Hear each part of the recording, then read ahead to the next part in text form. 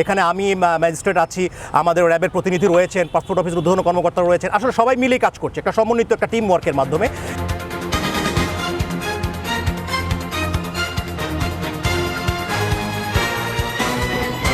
RAB 2-এর একটি আভিযানিক দল এবং পাসপোর্ট অফিসের ঊর্ধ্বতন কর্মকর্তাদের সমন্বয়ে আমরা একটি অভিযান পরিচালনা করি।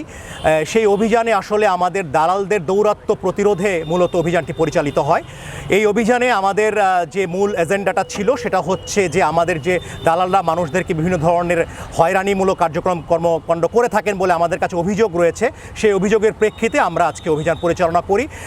সেই প্রেক্ষিতে আমরা প্রায় 14 জনকে আমরা এখানে আটক করা হয় এবং তাদের মধ্য থেকে দোষ স্বীকারোক্তির ভিত্তিতে আমরা 6 জনকে 5 দিন করে বিনাশ্রম কারাদণ্ডে দণ্ডিত করি এবং বাকি 3 জনকে আমরা অব্যাহতি প্রদান করা হয়। অন্যদের বিষয়ে আমাদের কার্যক্রম চলমান রয়েছে, তাদের যাচাই বাছাই প্রক্রিয়া চলমান রয়েছে।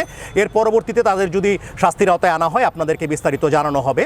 আর এখানে আমাদের পাসপোর্ট অফিসে যারা ঊর্ধ্বতন কর্মকর্তাগণ উপস্থিত রয়েছেন তারাও আমাদের সার্বিক সহযোগিতা করেছেন। তারা ওনাদের যে লোকেশন বা তাদের ট্রেসিংয়েও তাদের আমাদের সর্বাত্মক সহযোগিতা ছিল। তো আমরা এ ধরনের অভিযান আমাদের নিয়মিত অব্যাহত রয়েছে। র্যাব 2 প্রায়শই এই ধরনের অভিযান করে থাকে, আপনারা জানেন।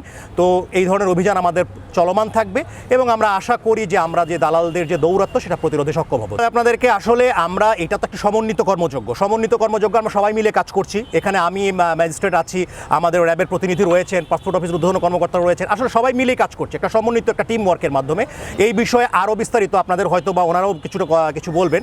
তো আমাদের আসলে কর্মকাণ্ড চলমান রয়েছে এবং আমরা চেষ্টা করছি আসলে এটাকে একটি নিয়ম নীতির মধ্যে নিয়ে আসা যায় কিনা এবং আমরা আসলে জনসাধারণের বা জনভোগান্তি বা জনহয়রানি প্রতিরোধে আসলে আমরা বদ্ধপরিকর, আমরা সেভাবেই কাজ করে যাচ্ছি।